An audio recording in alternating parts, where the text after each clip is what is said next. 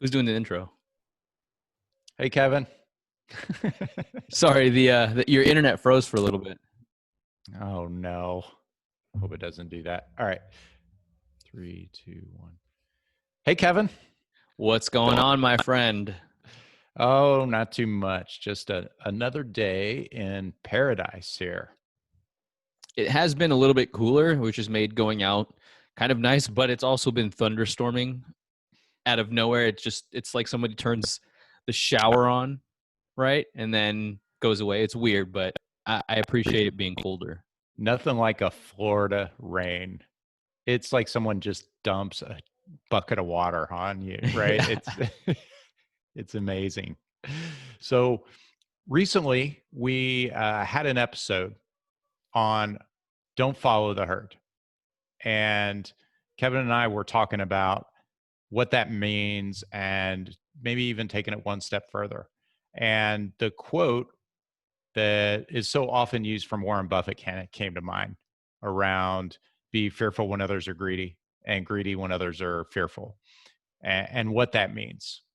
So Kevin and I started talking about what that means and um, how everyone else thinks it's time to get out or not invest, or it's a terrible time to invest, is actually the time you want to invest, especially in real estate. That's when so many good deals are found, great opportunities in those markets. So we wanted to talk to you guys about that today. And that's where we're going to kick off. Yeah, and before we dive into that conversation, if you want to check out that episode where we talk about straying away from the herd or following the herd, go to tgwipodcast.com/following the herd. A little bit of a long URL, but it's pretty self-explanatory. And like Adam was saying, we explain how if you follow the herd, ultimately you're going to get herd results. You do what average people do.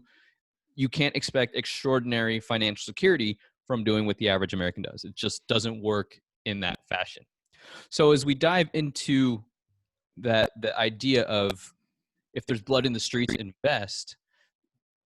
For us, or the way I like to think about it is when everybody is saying, hey, you should get out, that means, all right, great, more people are leaving. That means more opportunities for us as investors. That's one way that I like looking at it. The competition decreases greatly.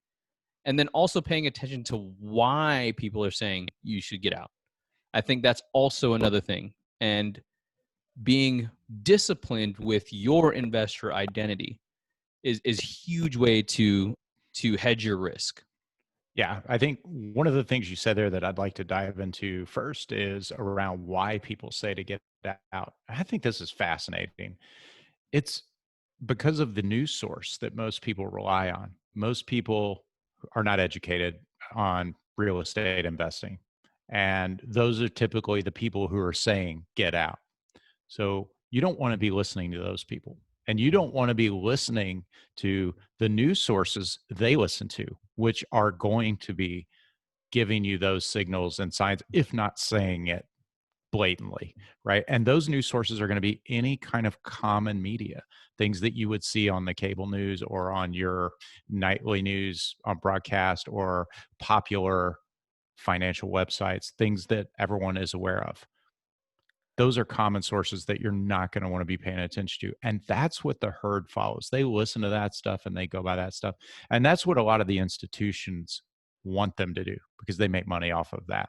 But we don't follow those things. We like to follow different sources and we like to educate ourselves so we really understand our focus and our niche so we can look for signs and see those and capitalize on those signs. Yeah, so with that said, you can take a look at an article and you can even reach out to the author. I don't know if they'll get back to you, but you can say, why are you saying this? Can you help me understand more? Or look at the sources that they're citing and then dive deeper into that. So take that single data point and then use that as the launch pad to learn more. If somebody is saying it, investigate for yourself till you're comfortable with the amount of information you've consumed to make a decision. That's ultimately, at least how I feel, is what you need to do is educate yourself to be a more sophisticated investor. That way you can see the opportunities when everybody is panicking to exit. Yeah. So I know we're going to talk about investor identity here for in just a sec. And it's really important that you understand your investor identity because that's going to help you. That's kind of one of your fundamentals. That's going to help you know where to go get your information. But one thing I want to talk about is a question you may have right now, which is what information sources should I look at? Where do I go? That is going to be informed by what your focus is. So, for me investing in multifamily, there are going to be leaders in my field, other operators, other players doing what we're doing who I'm going to be aware of. And we're going to be sharing with each other industry information that people who are actually in the game are sharing. And those are the type of resources that are going to be valuable to me. They may be different if you're in a different type of investing.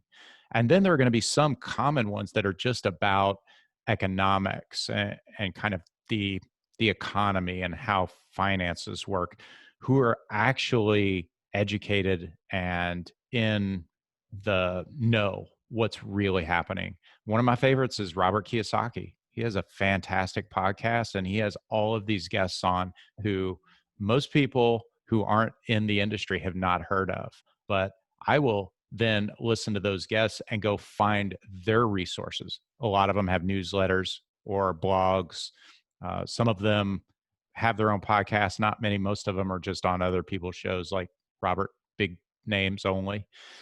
And that's a great place to get information. So another thing that I wanted to mention that struck me as what we're having this conversation, Adam, is first of all, these articles are sensationalized. I love marketing. I love the idea of writing a headline that is so attractive, you have no choice but to click it. And that is exactly how people make money on their websites, right? Through the clicks, the ad clicks, how much traffic are you generating? So if you can create a headline that is generating enough traffic that people want to go look at, sometimes the quality is like you read it and think to yourself, this is BS, like this is trash. But you clicked on it, right? So it was Mhm. sensationalized. And I've done this too, where you see the headline of an article, don't even read it, and you think you've already formulated a thought based off of the headline of an article. I'm not perfect. I've done that, and that is an example of not just of taking something at face value when you should take a deeper dive. The second component that I wanted to talk about is we talk about panic when people are panicking.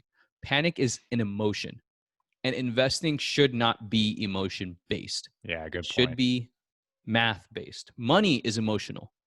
Math is absolutely just objective. It is math. If the numbers make sense, you should do the deal.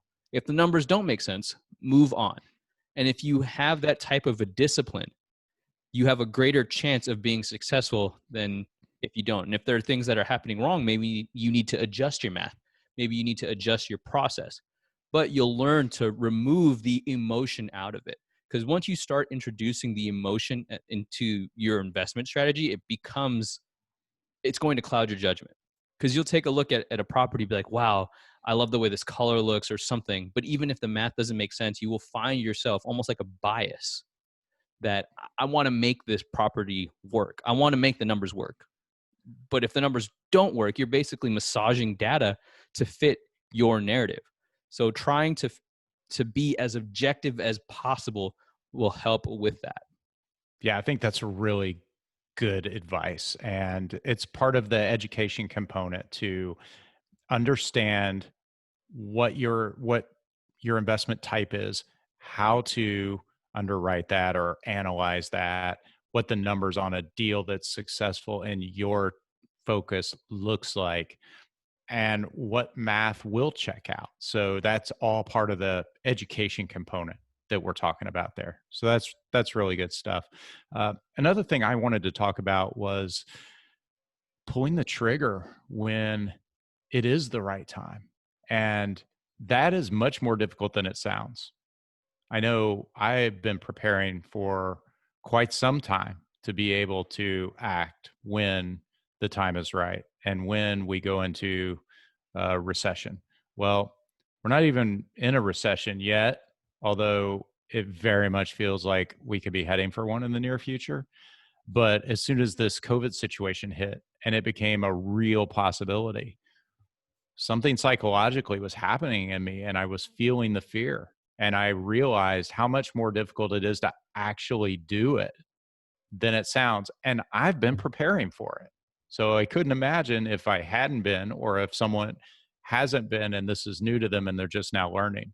So I want to talk about that a little bit and how people can kind of think about actually taking action and what they could do to help themselves feel confident to take action when that really does hit. I agree with that 100% because there's no substitute for pulling the trigger and making the investment. All the education, you can do years of it, but when you actually do a deal, you're going to learn something new, Yeah. right? There's just something about being in the quote unquote trenches of the investment that the books just aren't telling you. It's like living your life experience, right? You can read a bunch of books on life, but it's not going to be the same as you experiencing it. So that being said, one thing you can do is if you hear mainstream news or whatever talking about how you shouldn't be investing in real estate now, and you find investors in a niche that you're looking for. Let's say it's multifamily apartments. Reach out to those investors. Hey, why did you guys do this deal? What was so attractive about it? And what's great about real estate investors is they're always marketing. So they're going to talk about a deal that went well. So you can then use that to your advantage. Ask them the tough questions. Just learn from them. And I'm confident that they will educate you because it's a potential lead for them. So use that to your advantage. Yeah, it's a good point. I know my team at Dreamstone would do that. So feel free to reach out to us. Use us as a resource. If you are looking at notes, reach out to Kevin and his teams. So that is really good advice. And then part of it we already mentioned, so I won't rehash that, which is just starting to understand what analysis looks like for yours. But emotionally, I think you should also prepare for what it's going to feel like and just recognize that. I think that will help more for you to come to terms with that and understand that it's going to be a bit scary because you're going to hear a lot of noise about this is not the time to do it. So you have to find some way to get the confidence to allow you to actually take action, like you were saying, Kevin. And I think one way to do that, and it's somewhat in line with what you were saying, but it could be just a little different maybe. Try to find a mentor or at least someone who has a lot of experience that you can learn from and be able to sort of in a way check in with them or find out how they're looking at things to help you understand what would be an investment that would make sense during that time. Yeah, I agree with that 100%. Finding a mentor is huge. That will help you really see things in a different light, different perspective. Reaching out to people in your network, asking them the tough questions. I think those are all great things, but ultimately what it boils down to is when you're investing, you're the one experiencing it. So knowing your investor identity is absolutely imperative. Don't just copy what somebody else is doing. Their success does leave clues 100%, but what is something that I'm looking for may not be what it is you are looking for. So you have to decide what that actually is. And we do have an episode on that we released when we first started recording these episodes. Is tgwipodcast.com/investor identity to learn more of what we're talking about when we're referencing investor identity. And we are going to be sharing a free tool very soon. So keep your eyes open for that. Kevin and I are going to be sharing an investor identity tool that will help you form your investor identity. It's going to be free. We're going to give it away. It'll be on our website, tgwipodcast.com. And we should be able to release that to you guys in the next couple of episodes. So keep an eye out. As always, we love hearing from our listeners. Thank you guys who are reaching out to us. We love talking to you. And if you have a question or just a comment or want to let us know about something you liked that we did, we really love the feedback. Best way to get to us is techguyswhoinvest@gmail.com. You can also reach us on tgwipodcast.com. Thanks, everybody.